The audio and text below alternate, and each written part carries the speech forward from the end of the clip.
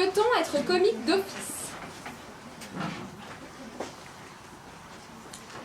Cher jury, chers contradicteurs, chers amis comiques, bonsoir. Alors je suis quand même surpris qu'on m'ait donné cette question. Je sais pas, peut-être que j'ai une tête de comique. Peut-on être comique d'office? Mais c'est avec joie que je vous réponds ce soir. Je suis née comique.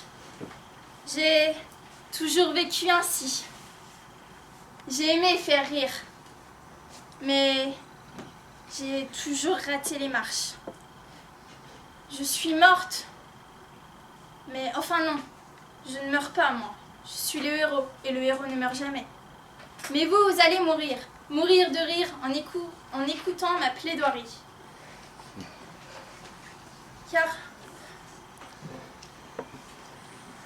vous le voyez, je n'ai jamais pu éviter ma nature de comique.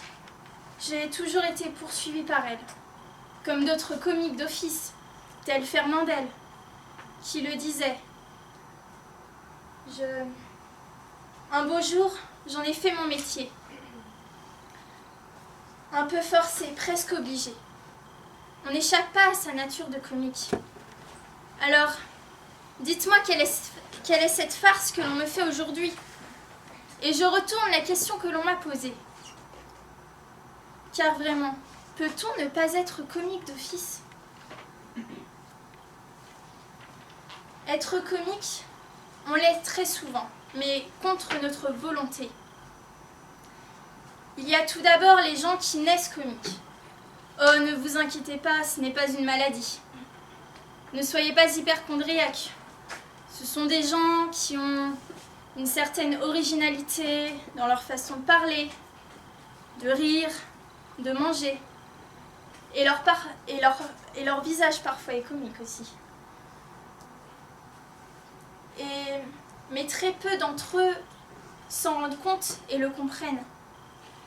Fernandel, de nouveau, disait « Je ne sais pas pourquoi, mais quand je parlais, les gens riaient.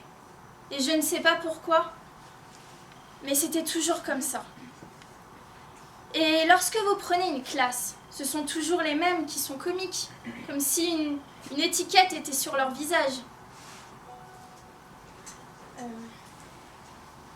Ce sont toujours eux qui sont choisis pour le rôle de Guignol, pour la pièce de théâtre. Moi-même, par exemple, je suis tombée dedans quand j'étais petite. Et mes parents n'ont jamais réussi à m'en tirer. Jusqu'à ce jour, je suis comique d'office. Et même ce soir, avec cette question grotesque qui me garde ce rôle de comique. Mais vous le savez bien, c'est la maladresse qui fait les plus grands clowns. Ce sont les gens naturels qui restent eux-mêmes, qui prêtent à rire tout leur être, leur façon de parler, de marcher, leurs questions idiotes au professeur, tout prêt à rire. Et les comiques ne suivent pas de formation. Ils le sont, tout simplement. C'est inné chez eux. Connaissez-vous beaucoup d'écoles de comiques? Non. À part peut-être ce concours de plaidoirie, bien sûr, mais... Être comique, ça ne se prépare pas. C'est d'office, on l'est d'office. Et être comique, c'est de l'improvisation. C'est en nous. C'est une seconde nature, si vous voulez. Si vous ne l'êtes pas, vous ne l'êtes pas parce que vous avez beaucoup travaillé toute votre vie. Alors, si un jour vous dites à un ami comique, « Bah dis donc, tu as dû travailler toute ta vie pour être comique », il va vous regarder bizarre et c'est vous qu'il va trouver comique. Louis de Funès disait que le comique, ce n'est pas seulement un talent, mais c'est surtout un don, une façon de sentir, de comprendre et d'interpréter. Être comique, c'est en nous. Et surtout, c'est fondamentalement humain. Chacun d'entre vous, vous êtes comique d'office, je vous assure. Nous avons tous ce gène comique en nous. Par contre, il est préconisé pour les surdoses de voir un médecin, un psychiatre, spécialisé au plus vite. Et dans le cas contraire, un manque d'humour traduit très souvent un manque d'humanité. Ainsi donc, être comique n'est pas toujours notre propre choix, mais c'est dans notre nature. C'est ce qui fait de nous des êtres singuliers et pleinement humains. Alors, oui, nous pouvons être comiques d'office. Chers jurys, chers confrères, chers amis comiques, merci de m'avoir écouté et j'espère que vous avez bien ri de ma plaidoirie.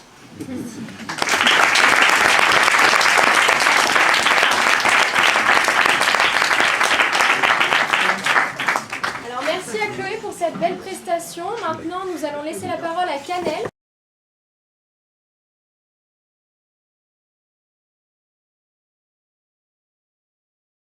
Messieurs, chers amis et familles, membres du jury, bonsoir. Jeudi 3 février 2011, acteur et humoriste français, né le 22 septembre 1973, François-Xavier de Maison se trouvait alors, aux avis de Berlier, la conférence des avocats du barreau de Paris, et devait défendre ce sujet. Peut-on être comique d'office ? J'ignore alors quelle fut la réaction de ce dernier face à l'annonce du sujet, en tout cas la mienne fut remplie d'une immense perplexité, ou alors, tout simplement, d'un vide. Je vais donc tenter de me hisser à la hauteur de cet homme qui, d'après son nom de famille, vivrait dans 2 maisons. Moi, je suis alors, à l'image de tout à chacun, pas comique d'office. Entendez bien, l'humour est à l'image des épinards ou de l'andouillette. On aime ou on n'aime pas. L'humour est subjectif et dépend donc du public qu'il a devant soi, du sujet qu'il aborde. Seulement, je pourrais alors vous raconter une histoire, celle du tétard qui croyait qu'il était tôt, alors qu'en fait, il était tard. Seulement, cette histoire est d'un ennui incroyable et inintéressante au possible.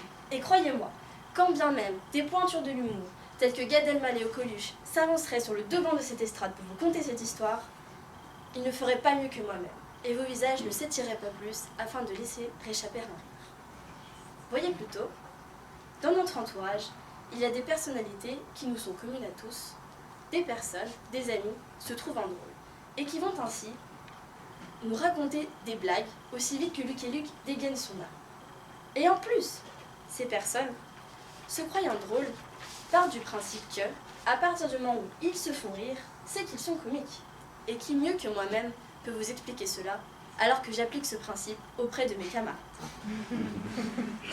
Il est bien malheureux que de dire cela, mais se faire rire soi-même ne relève pas de la qualité d'être comique, bien que nous nous fassions rire depuis notre tendre enfance. On ne peut donc pas dire que nous sommes comiques d'office. On peut rire de tout, mais pas avec tout le monde, disait alors Pierre Desproges à son épouse, avant de lui glisser à l'oreille cette phrase afin d'appuyer son propos. Dépourvue d'âme, la femme est dans l'incapacité de s'élever vers Dieu. En revanche, elle est en général pourvue d'un escabeau qui lui permet de s'élever vers le plafond afin de nettoyer les carreaux. Croyez-moi, même si vous vous considérez comme étant comique d'office, messieurs, je vous mets alors au défi de dire cela à votre femme. Vous ne gagnerez alors ni sa faveur, ni son rire. Seulement le droit de dormir dehors sous le porche ou dans la niche de votre compagnon à 4 pattes. Suivant ce principe, un comique né devrait alors réussir à faire rire même le plus effrayant des dictateurs.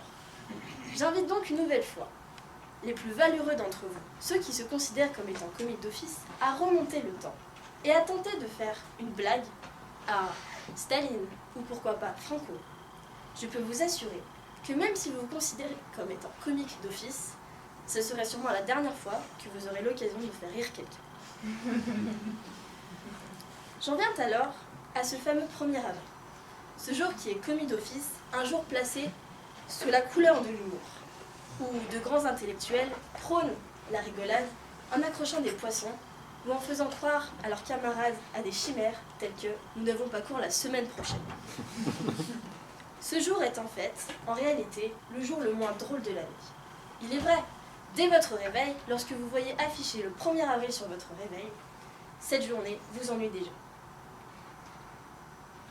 J'insiste donc sur la nature de ce trait de caractère, qui n'est pourtant commis d'office à personne, mais qui, au fur et à mesure de la vie qui s'écoule, se travaille, s'apprivoise, tel le renard fut apprivoisé par le Petit Prince dans le roman d'Antoine de Saint-Exupéry, tout en dépendant bien sûr des oreilles qui lui sont tendues, des personnes qu'il côtoie, dans un cadre particulier, pourquoi pas, tel que les finances. Prenez l'exemple de ce personnage, connu de tous et par la France entière, François Hollande. Avec lui, pourtant pas des comiques, c'est sûr, on rigole. Mais ça pique un peu les yeux. Remémorons-nous l'expression drôlissime qu'il eut employée lors de son allocution en 2014. « Je veux un gouvernement de combat ». C'est marrant quand on connaît la guerre qu'il a menée au monde des finances. Ceci dit, je le charrie. Mais il y a eu des morts dans le monde de la finance. En effet, c'était deux traders qui, en l'écoutant, sont morts de rire tout en s'étouffant avec leur café. Ma contradictrice vous a parlé de ces personnes qui nous entourent, à qui il suffit simplement d'ouvrir la bouche, même si ce n'est que pour dire bonjour, pour vous amuser et vous arracher le plus éclatant des rires. On pourrait alors dire de ces personnes qu'ils sont comiques d'office, que cet art coule dans leurs veines. Seulement, j'appuie mes propos. Le fait que le moindre fait et geste de ces personnes vous arrache ce rire si éclatant n'a rien à voir avec des attraits comiques d'office. Il est plutôt le fruit, l'expression d'une brillante amitié, et entre nous surtout d'un manque de sommeil. Mais cela ne fait pas de cet ami une personne comique d'office.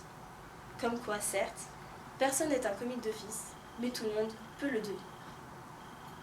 Je vais dès lors vous conter l'histoire, celle d'une amie qui m'est chère. Riait de tous, au collège puis au lycée, elle était mal dans sa peau. Chaque jour, elle se battait pour que cette journée lui soit plus agréable. Une après-midi, une réflexion, une plaisanterie de trop, la plongea dans un objectif. Elle se persuada alors que l'on pouvait faire rire simplement en ayant confiance en soi, en combattant les autres par le rire. Cet exercice lui prit du temps, seulement aujourd'hui, tout le monde la surnomme des proches des temps modernes. Pour terminer, je tiens à revenir à ce fameux 1er avril. Personnellement, j'ai eu l'impression d'avoir eu un peu d'avance sur ce jour lundi soir dernier. Car en effet, lorsque j'ai entendu le verdict des membres du jury de la salle 315, j'ai cru à une plaisanterie. Lorsque ceci me dit que je fus sélectionnée pour cette deuxième phase du concours de plaidoirie. Or, a priori, ce n'était pas une plaisanterie, puisque je suis là, ce soir, devant vous. Membres du jury, bien qu'il puisse arriver à certains d'entre vous d'être commis d'office lors d'un procès en tant qu'avocat, ce soir, vous n'êtes pourtant pas comique d'office, tels ces messieurs, ces dames, ces amis, ou bien ces chers frères. Pourtant ce soir, tous ensemble réunis dans cette salle, vous m'avez fait rire. Alors certes, ce n'est peut-être pas un rire exprimant un son particulier, mais c'est un rire intérieur, un rire heureux. Merci de m'avoir écouté.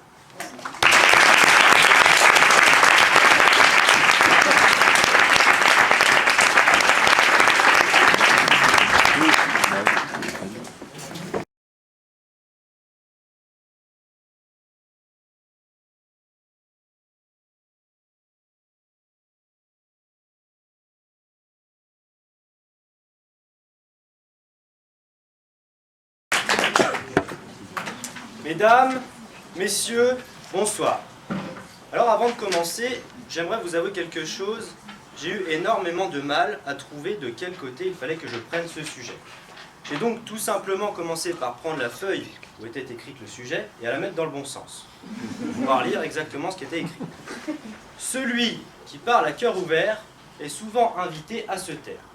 Il m'a donc fallu définir et trouver la signification de ce qu'était que parler en dramaturge français dont on tient cette phrase fameuse « l'absent a toujours tort » qui nous disait « il n'y a rien de si beau que la sincérité ».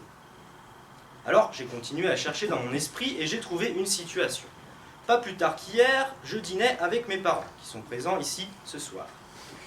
Mon père avait fait son fameux gigot et ma mère son succulent moelleux au chocolat. Et au détour d'une tranche de pain, j'ai donc commencé à parler avec mon cœur ouvert du gigot de mon père. J'ai commencé donc à lui dire qu'effectivement il était succulent mais qu'il manquait de sel et qu'il était trop cuit. J'ai continué, je lui ai donc affirmé sincèrement que les haricots qui accompagnaient son gigot étaient malheureusement trop filandreux. Pour terminer, j'ai avoué sincèrement à ma mère que je n'avais jamais mangé un moelleux au chocolat aussi sec. Alors elle m'a naturellement répondu « Si tu n'es pas content, va manger chez le voisin ou ferme-la. » Façon pour ma mère de m'inviter à me taire. Alors vous me direz effectivement que c'est une critique qui est négative. C'est pourquoi on m'invite à me taire. J'ai donc trouvé un deuxième exemple où la critique était positive mais toujours mal reçue. Comprenez bien. J'ai un ami qui il y a 2 jours de cela était mon contradicteur. Il se reconnaîtra lui aussi est là dans la salle. Cet ami utilise fréquemment une formule contemporaine et ma foi un peu grivoise pour montrer son engouement pour les demoiselles. Il leur dit « Hé, mademoiselle, tu es bonne. » Alors évidemment, et vous me croirez ou pas, chacune de ces demoiselles l'a invité à se taire. Là encore, vous me direz, la critique était peut-être positive, elle était peut-être sincère, mais elle est, ma foi, dégradante pour la condition féminine. Je dis ok. J'ai donc trouvé un autre exemple où la critique est positive, sincère et dégradante pour personne. Messieurs, vous la connaissez tous, cette situation est la suivante.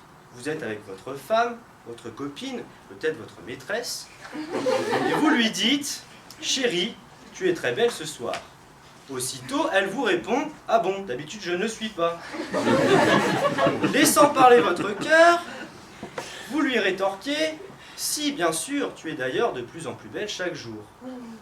À son tour, elle, de vous répliquer « Chérie, cela fait 10 ans que nous sommes ensemble, tu as dû me trouver bien laide la première fois. » Encore une fois, une façon de vous inviter à vous taire. Alors vous voyez bien, mesdames et messieurs, que dans chaque situation, celui qui parle à cœur ouvert est souvent invité à se taire. J'insiste sur le mot « souvent », car ce n'est pas toujours, mais bien souvent. Et mon contradicteur aura la tâche tout à l'heure de vous démontrer les situations où la sincérité est acceptée. Mais ma cause aurait été mal défendue si je n'avais pas envisagé ce sujet sous sa forme scientifique.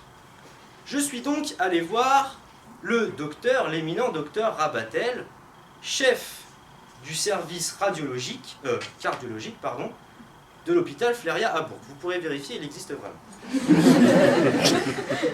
Je suis donc allé le consulter, je lui ai lu cette phrase, et il m'a dit que les opérations à cœur ouvert étaient très impressionnantes, elles suscitaient énormément la parole et les interrogations, mais il m'a affirmé que dans 99% des cas, le patient ou le corps médical recommandait une anesthésie générale pour ce genre d'opération. Ce qui réduit considérablement la possibilité de pouvoir parler à cœur ouvert.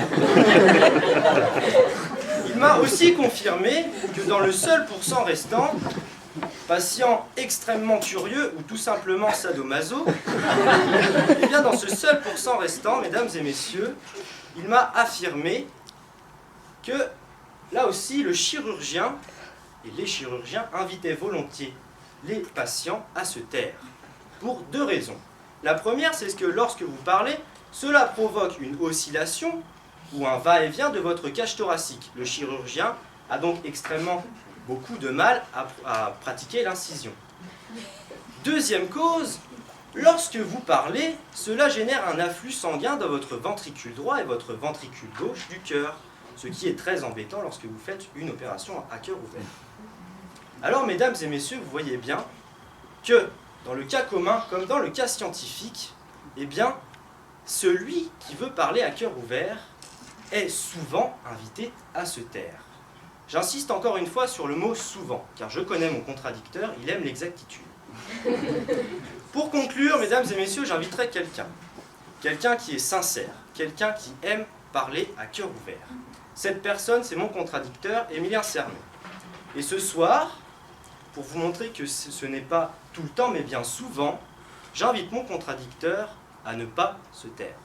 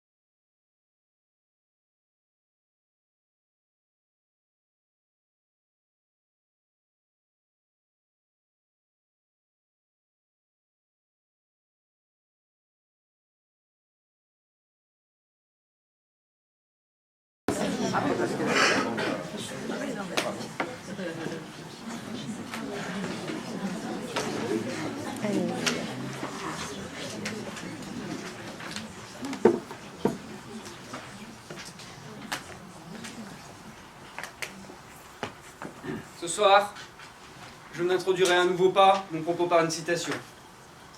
Alors pour ceux qui ne comprennent pas, la dernière fois j'ai refusé d'introduire mon propos par une citation lors de ma dernière plaidoirie, je refuse à nouveau, mais pas pour les mêmes raisons.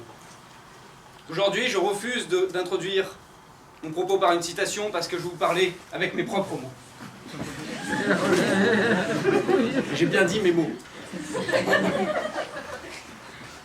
Pour cela, je veux me priver d'artifice.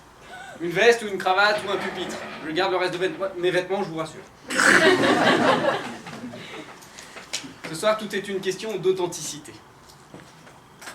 Mesdames, messieurs, chers membres du jury et chers concurrents, bonsoir. Alors, je vais vous demander ce soir d'ouvrir non seulement vos oreilles, votre bouche pour rire, comme vous l'avez fait avec Johan, mais aussi votre esprit. Car vous me demandez une tâche bien plus rude, celle de parler avec mon cœur ouvert. Parler à cœur ouvert, c'est être sincère, certes, mais pas seulement. Parler à cœur ouvert, c'est parler de ce qu'on ressent, soi, de ce qu'on a sur le cœur, de nos émotions, et pas de ce qu'on ressent dans la braguette comme Benoît.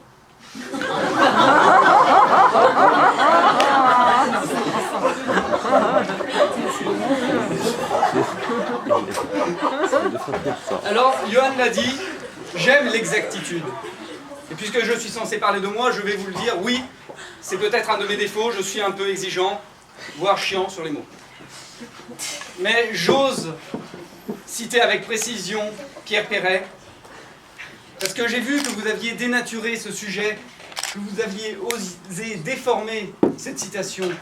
Alors non, je veux remettre les choses à leur place. Celui qui parle à cœur ouvert est invité à fermer sa gueule et non seulement à se taire.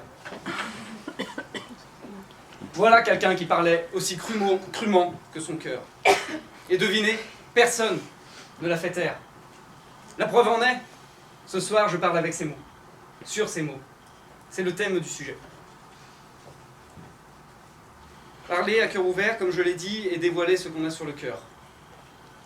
Sans aucune retenue, de manière spontanée. Finalement, c'est comme un enfant.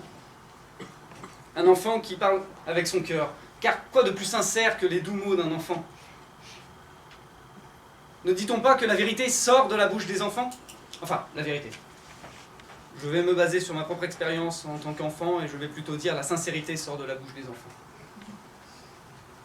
Car quoi de plus sincère que les doux mots d'un enfant?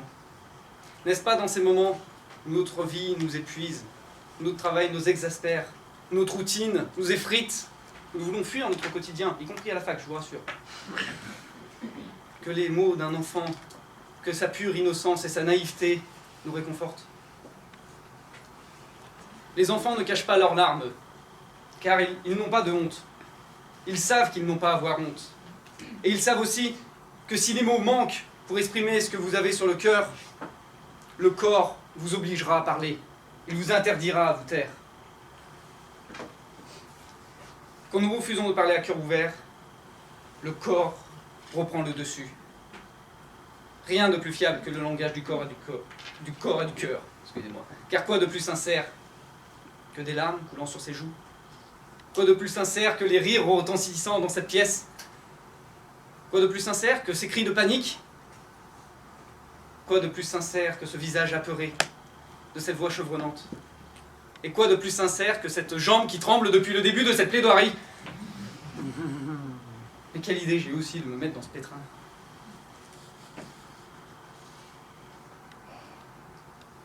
Je t'aime. Ce sont sûrement les mots les plus difficiles de notre vocabulaire à prononcer.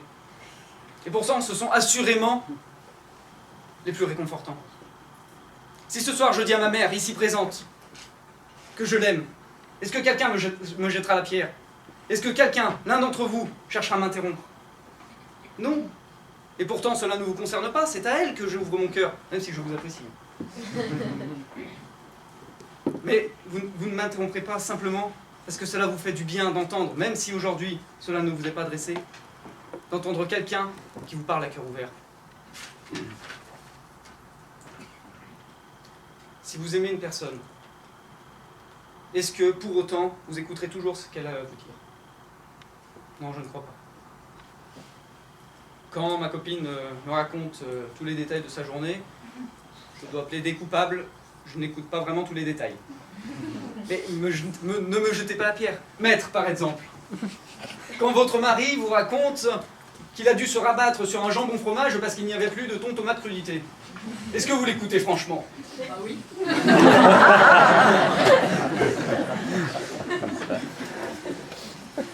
Madame, faire la courageuse, s'il vous plaît. Madame est une femme. Il n'empêche que quand il va vous ouvrir son cœur, vous l'écouterez bien plus intensivement. Et cela même si les mots ne sont pas spécialement agréables. De même, si votre femme est triste, qu'elle se confie à vous, vous l'écouterez, parce qu'elle se confie.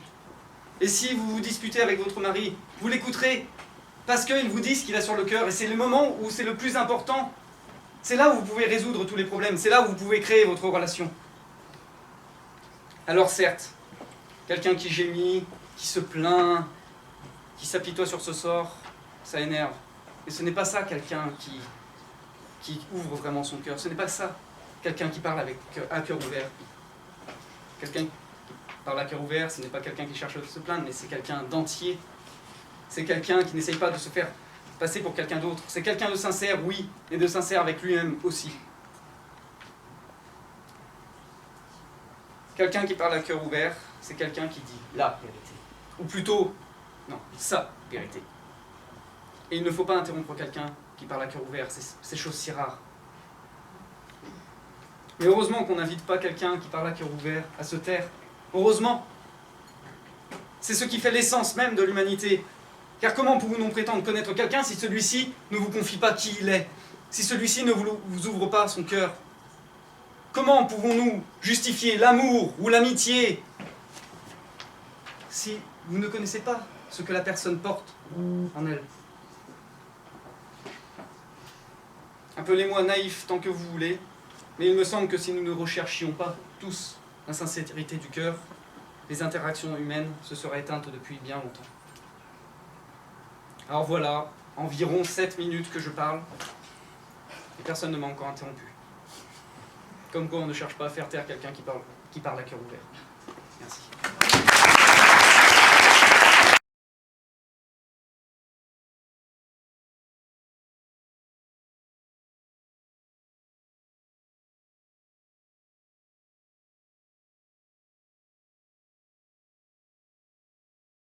Qui va défendre le sujet « Ma vie est remplie d'obstacles, le plus grand, c'est moi ». Et il sera pour le pour.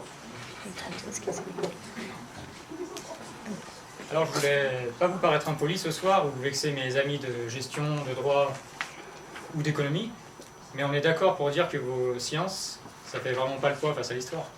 Non, c'est bon. À la limite, je peux comprendre pourquoi vous avez choisi le droit. Tout petit, vous rêviez de porter des robes, Elle vous a dit, ouais, avocat, pourquoi pas. Mais je vous jette pas la pierre. Hein. Moi-même, chez moi, dans la salle de bain, j'aime bien faire une toge avec la serviette de bain et me prendre pour Cicéron. Donc c'est pour ça que je vous comprends parfaitement. Mais là, je vous entends un peu gueuler au fond de la salle. Ouais, mais c'est n'importe quoi ce que tu dis. Mais l'histoire, ça sert à rien. Mais à quoi ça sert d'étudier des gens qui sont morts? Mais pauvre, vous vous mettez le doigt dans l'œil jusqu'au coude. Hein. Parce que ce soir, je vais vous montrer de façon simple et irréfutable, grâce à l'histoire, que le plus grand obstacle dans votre vie, c'est vous. Alors pour ça, on va utiliser une méthode assez simple. Ça s'appelle la micro-histoire. Vous connaissez peut-être? Non. C'est facile en fait. Vous prenez des événements très singuliers et vous en déduisez une idée globale. Donc on va commencer par le 15 mars 44 avant Jésus-Christ. Donc cette journée-là, c'est une mauvaise journée pour César. Donc il se réveille, sa femme lui dit chérie, j'ai rêvé que tu allais mourir ce soir. Jules César est serein, il se lève, et là, paf, il se lève du pied gauche. Mais je sais pas si vous vous rendez compte, mais dans la Rome antique, les présages c'est super important. Vous levez du pied gauche, vous restez chez vous, vous n'allez pas travailler de la journée. Mais enfin, cette excuse par contre elle marche plus trop bien aujourd'hui. Mais... j'ai essayé, mais je vous invite à le faire, mais ça marche plus trop. Donc il se lève quand même, c'est César, il fait ce qu'il veut. Là il va dans le Sénat, tranquille. Et il y a un mec qui lui donne la liste complète des conspirateurs qui vont le tuer. Donc il prend la liste, il la lit pas, il s'en fout. Et puis là il meurt. Ah oui. Il avait tous les signes pour vivre, et le seul obstacle à sa survie, c'était lui. Donc là, on va avancer un peu plus loin dans le temps. 1 année, 2 années, 3 années, 1, 2, 3, 4, 5, 6. 1539 ans plus tard, nous sommes en 1495. Ouais, j'ai fait un bond assez grand, mais les gens sont toujours aussi bêtes. C'est ça qui m'arrive. En 1495, notre bon roi Charles VIII décide de faire la guerre en Italie, pour des raisons diverses. Souvent parce que l'herbe est plus verte chez son voisin. Donc là, ce qu'il fait, Charles VIII, il fait une bataille. Il bombarde des fortifications ennemies. Et l'artillerie française, à cette époque, c'est vraiment la force de l'armée. Donc il a juste à bombarder 1 heure, 2 heures, et les mecs en face, ils vont se rendre. Et là, Charles, qu'est-ce qu'il dit? Il dit, venez les gars, on charge. Je sais pas si vous imaginez. Venez, on charge. Je sais pas si vous imaginez, vous avez Charles VIII avec sa lance, son bouclier, tous ses potes cavaliers derrière, en mode Seigneur des Anneaux.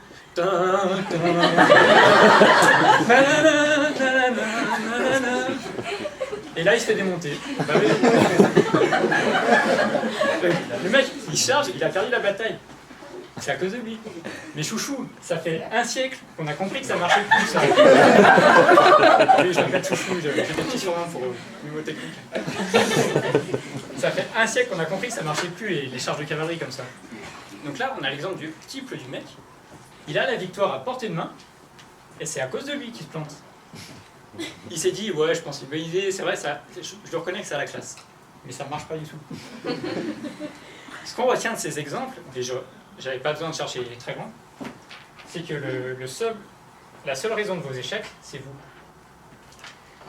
Par exemple, vous qui avez raté vos examens, vous qui avez marché dans une flaque d'eau, vous qui avez raté votre bus. C'est quoi la constance de tous ces événements? C'est vous. Si vous vous plantez, c'est à cause de vous. Ouais, c'est un peu pessimiste, mais... Mais non, pas du tout. C'est merveilleux de savoir ça.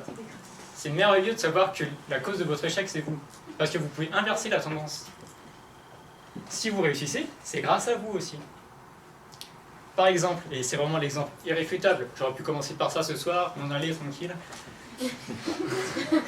Mais je dois tenir un peu de temps, je suis désolé. Soit ce soir, je décide de vous faire une bonne plaidoirie et je suis sélectionné. Soit je décide de baisser mon pantalon et de vous faire pipi dessus. Et là, je pense que je ne serai pas sélectionné. C'est pas que j'ai pas envie, mais j'arrive pas à faire pipi quand on me regarde.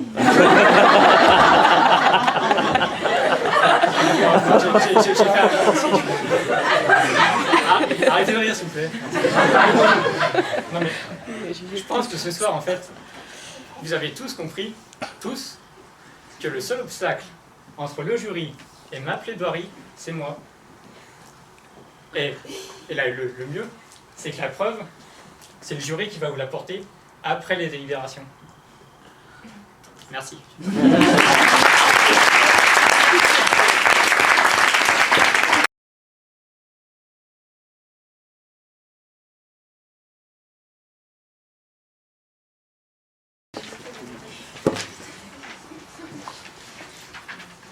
Mon père m'a souvent répété, il n'y a pas de problème, il n'y a que des solutions. Je crois que ce soir, cette expression prend tout son sens, faisant de mon père un grand philosophe. En effet, la vie est remplie d'obstacles, donc de problèmes. Et le plus grand, ce serait donc moi. Mais si je suis le plus grand obstacle de ma vie, puis-je prétendre au bonheur? Si je suis le plus grand obstacle de ma vie, pourquoi se battre? Le moi, qui est un obstacle à lui-même, est un moi qui stagne et meurt. Bien triste est la vie alors. Pourtant, je crois pouvoir affirmer qu'il y a des gens heureux, ici. Non, je ne suis pas un obstacle. Et quand je dis je, c'est le moi que j'incarne, mais c'est du moi que vous incarnez tous dont je veux parler. Un obstacle est fait pour être franchi, et de toutes les expériences, on en ressort par soi-même. Le moi, c'est un moi qui a des ressources. L'obstacle, c'est ce qui empêche d'avancer, ce qui gêne. Alors je vous accorde qu'aucun d'entre nous n'est parfait, et de ce fait nous sommes faillibles, parfois faibles et parfois peureux. Mais la plupart d'entre nous puisons dans nos ressources, à chaque instant, pour dépasser ces émotions négatives.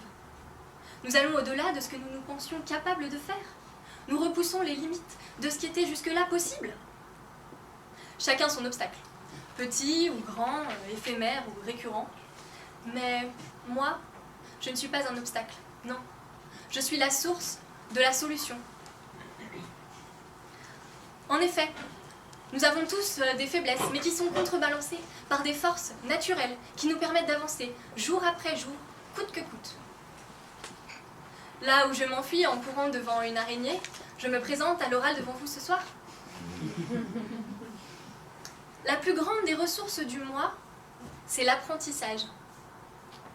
Oui, je ne suis pas un obstacle à ma vie, car de chaque contrainte, j'apprends, j'évolue, je développe une nouvelle ressource. Et le moi, c'est le moi qui comprend et réfléchit.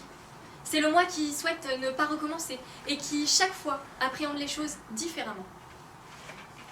Je ne crois pas que l'apprentissage ne soit que scolaire. Les obstacles aussi sont un apprentissage. En effet, l'intelligence, ce n'est pas être bon à l'école. L'intelligence, c'est savoir se remettre en question, évoluer, affronter la vie, avec, comme premier outil de bataille, soi. Oui, le moi, c'est un outil pour dépasser les obstacles, une arme de guerre toute puissante. Voyez comme nos aînés ont vécu des atrocités durant la guerre, mais ont dépassé leurs peines. Ils se sont reconstruits en eux-mêmes et par eux-mêmes. Alors les obstacles sont omniprésents dans nos vies, ça, on est tous d'accord. Mais comment pourrais-je être le plus grand de ces obstacles si je suis le seul à pouvoir les affronter? C'est impossible. Oui, parce que l'homme peut être un animal social, mais il est toujours seul. Entouré du plus grand nombre, il est seul. Et face aux obstacles, il l'est encore. Alors il peut se faire aider, se faire conseiller, mais c'est seul qu'il devra affronter la réalité. À chaque jour suffit sa peine. Tout à fait d'accord. Chaque jour, nous faisons face à une infinité d'obstacles qui viennent contrarier notre organisation, nos émotions, nos plans. Et chaque jour, nous les dépassons grâce à l'énergie qui est la nôtre, grâce à notre entourage qui nous construit. Le moi, c'est le moi qui oublie les difficultés pour avancer vers demain. C'est le moi qui affronte la vie et prend des baffes, mais en rit. Moi-même, j'ai pris des baffes. Quand j'étais petite, on m'appelait lapin-chat. Mais j'ai surmonté la honte d'avoir des dents quelque peu en avant, seulement quelques centimètres, je vous rassure. Et aujourd'hui, me voilà, lapin-chat, le sourire jusqu'aux oreilles devant vous. Le moi, c'est le moi qui aime la vie, qui la croque à pleines dents. C'est le moi qui ne voit pas en un obstacle une contrariété, mais une expérience édifiante, gratifiante, passionnante. Non, le moi, ce n'est pas le plus grand obstacle de ma vie. Le plus grand obstacle, c'est la société. Si certains peuvent encore se considérer comme le plus grand obstacle de leur vie ce soir, c'est parce que la société nous rend craintifs, angoissés, stressés. Constatez par vous-même. Aux 20h, c'est terrorisme d'abord et chômage ensuite. Ainsi, le plus grand obstacle que nous avons à surmonter, c'est la société. Et vous me direz, mais la société, c'est nous, c'est moi. Non. La société, c'est la collectivité. Ce sont les institutions qui sont édifiées. Ce sont les idées qu'on nous impose et le quotidien auquel on s'adapte. La société nous fait croire que nous sommes des obstacles à nos propres vies, car ainsi nous cherchons à nous rassurer, en achetant médicaments, fleurs de bac et autres anti-stress. Elle veut nous faire entendre que nous sommes faibles, et ainsi nous rappeler qu'il ne faut pas trop réfléchir, car la vérité est bien trop mauvaise à entendre. La société veut nous rendre dépendants de l'autre. Elle a ainsi créé Internet et les réseaux sociaux. Si je suis un obstacle à ma vie, ce n'est pas grave, mes 370 amis sur Facebook m'aideront. L'indépendance est mère de sûreté, mes amis. La sûreté, tiens, parlons-en. Oui, car la société voudrait nous faire croire que le plus grand obstacle de notre vie serait de répondre aux questions « Qui suis-je » et « Où vais-je » questions auxquelles personne ne pourrait répondre. C'est l'incertitude notre plus grand ennemi. Et la peur, sa meilleure amie, c'est la société qui nous les soumet chaque jour. Mais le moi, c'est le moi qui combat et qui considère que l'incertitude, c'est aussi le bonheur de ne pas savoir ce qui nous attend demain. C'est le moi qui voit en l'avenir un métier, un enfant, un ami, une nouvelle voiture, un voyage. Autant de choses qui ne sont pas possibles sans obstacle. Oui, car l'obstacle est nécessaire. Sinon, le moi s'ennuierait et il n'y aurait pas d'espoir, pas d'évolution. Car ce sont bien les obstacles qui font de nous ce que nous sommes. Tous différents, beaux, chacun à notre manière. Le moi, c'est le moi qui est fier de lui et qui sait qu'un obstacle n'est pas une embûche sur son chemin, non. C'est un élan vers l'avenir. En effet, qui ne tente rien n'a rien. Quand on vous propose cette maxime, on vous parle bien d'une personne qui doit affronter un obstacle mais ne sait si elle va y parvenir. Mais on vous explique que cela n'est pas possible sans vous, pièce maîtresse de ce puzzle. Je persiste. Je ne suis pas un problème, je suis une solution. Et je vois en chacun de vous des solutions. Nous sautons les obstacles plus aisément avec notre philosophie que par la réalité, bien que nous ayons appris à dépasser. Nous avons d'ailleurs un clignotant qui permet à tout le monde de savoir qu'on est en train de le faire. S'il n'y a pas de problème, mais bien que des solutions, c'est qu'à chaque problème, il existe une réponse. Et cette réponse, c'est vous, c'est moi, c'est nous tous. Ma vie est remplie d'obstacles. Le plus grand, c'est moi. Oui, je crois que le moi est grand, car il sait se dépasser pour ne pas être un obstacle. Je vous remercie de votre attention.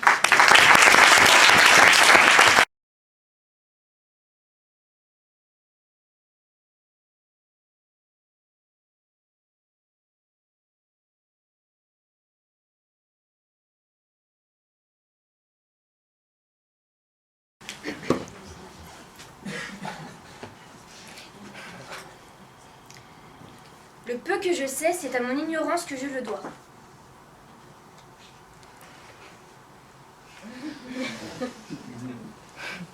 Excusez-moi, je pendicule.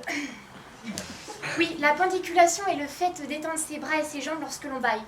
Bon, je ne savais pas non plus, hein, je l'ai appris hier soir. Oui, quand j'ai eu le sujet, je me suis dit, hé Lauriane, prends les devants. Il faut que tu saches des choses pour leur dire, sinon c'est pas possible. Il faut que je sois à la hauteur un peu. Donc j'ai fait plein de recherches et on va apprendre plein de choses tous ensemble. Oui, pour moi c'est un petit peu, vous savez, la culture c'est comme la confiture. Par contre les photos, profil droit.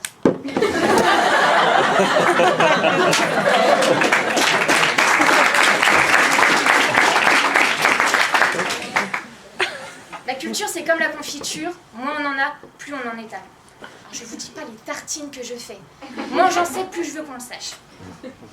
Maintenant, si on repose le contexte scolaire, puisque c'est un petit peu notre cas, il est vrai qu'on ne veut pas forcément retenir certaines choses. Hein. Bon, par exemple, pour moi, les articles du Code du travail, voilà, excusez-moi, hein, cher juriste, mais c'est pas ce que je préfère. Hein, c'est pas vraiment ma passion, peut-être après les spaghettis, mais en tout cas... Et puis finalement, on connaît toujours peu par rapport à tout ce qu'on devrait savoir. Par exemple, le Code du travail, ça qu'on ne connaît pas entièrement le sujet, voilà. Mais finalement, connaître son ignorance, c'est la meilleure part de la connaissance. Toute science crée une nouvelle ignorance. Voilà, je m'arrêterai là pour les citations. En plus, elles ne sont pas de moi. Et puis bon, que valent vraiment les citations? D'ailleurs, très bon sujet pour l'année prochaine. C'est vrai, on dit qui se ressemble s'assemble, et de l'autre côté, les contraires s'attirent. Faudrait savoir. Bon. Donc du coup, je me suis dit, allez, partageons les savoirs. Voilà, je veux vraiment qu'il y ait une connexion entre nous ce soir, qu'il y ait un peu de feedback, tout ça. Donc je me suis dit, je vais faire mes petites recherches, et j'ai tapé les 200 faits inutiles à savoir avant de mourir. Je vous rassure, il n'y en a pas 200. Inutile, non, parce que finalement, tout fait qui sert à briller en société est utile. Et puis, ne vous inquiétez pas, surtout pour le à savoir avant de mourir, tout va très bien se passer. Alors commençons. Manger des fraises protégerait l'estomac des effets nocifs de l'alcool. Pour mes chers confrères étudiants, jeudi soir, tous à nos salades de fruits. Votre pouce a la même longueur que votre nez. Allez-y, hein, c'est véridique, allez-y. Tout ça avec le pouce. C'est vrai. Un homme sur 10 avoue avoir déjà fantasmé sur son ou sa voisine. Aucun. Ah, tiens, vous savez ce que c'est la panophobie? Non, vous pouvez répondre, hein, c'est, comme j'ai dit, c'est un échange. Non. Alors, rien à voir avec les panneaux de la route, tout ça, c'est avoir la peur de tout, être panophobe. En moyenne, chaque année, 100 personnes s'étouffent avec un stylo. Bon à savoir. Après avoir trop mangé, votre ouïe s'affaiblit. Voilà, messieurs, dames les professeurs, on sait pourquoi il faut bannir les cours l'après-midi maintenant. Ça paraît sensé maintenant.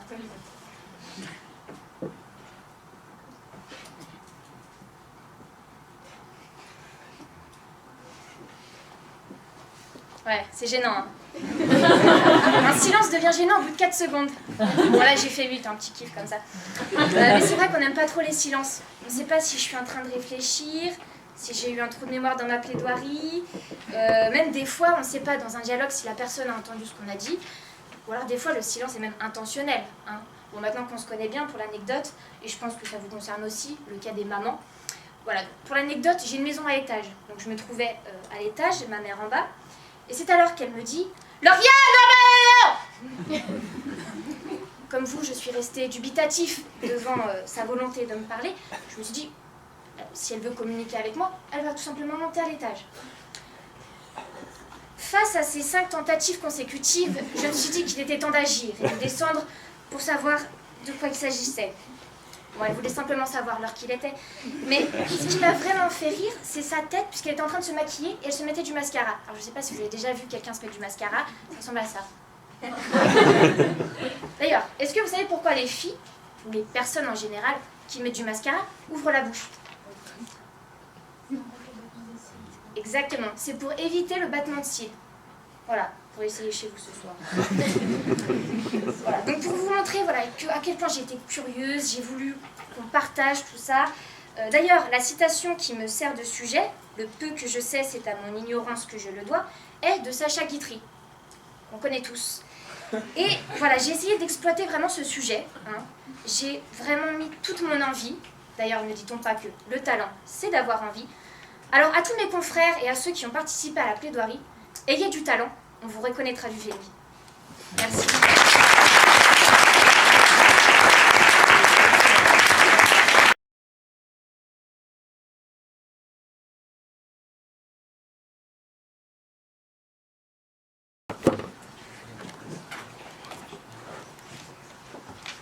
Mesdames, Mesdemoiselles, Messieurs, bonsoir. Sacha Guitry, un jour a dit « Le peu que je sais, c'est à mon ignorance que je le dois. » Vraiment? Vous croyez sincèrement que je vais croire à cela? Honnêtement, comment une chose pareille a pu lui passer par la tête? Allons-y, rassurons les ignorants, cela leur fera une belle jambe.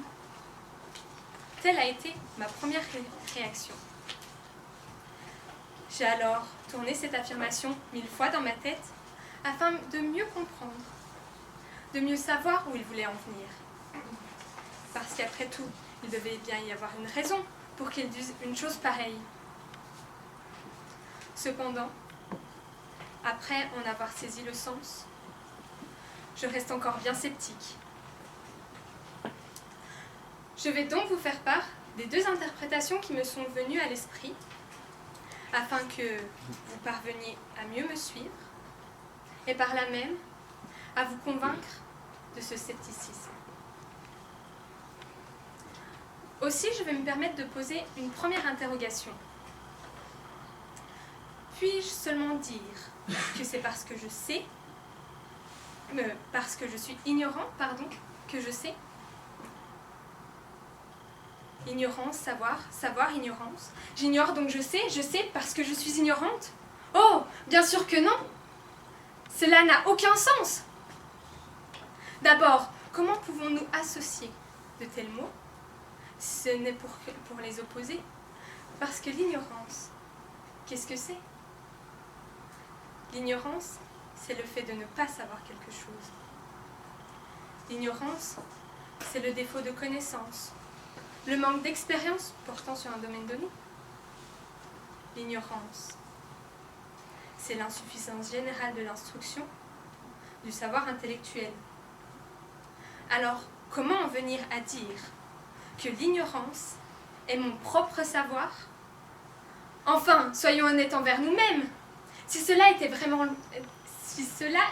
le cas, je ne serais sûrement pas là, encore assis sur les bancs de l'université, à tenter, tant bien que mal, à construire mon projet professionnel. Ne croyez-vous pas que si la simple ignorance donne le savoir, il n'aurait pas été utile d'aller à l'école? Parce qu'après tout, c'est bien à cela que ça sert, l'école. En réalité, et c'est comme ça que je le conçois, les quelques mots de M.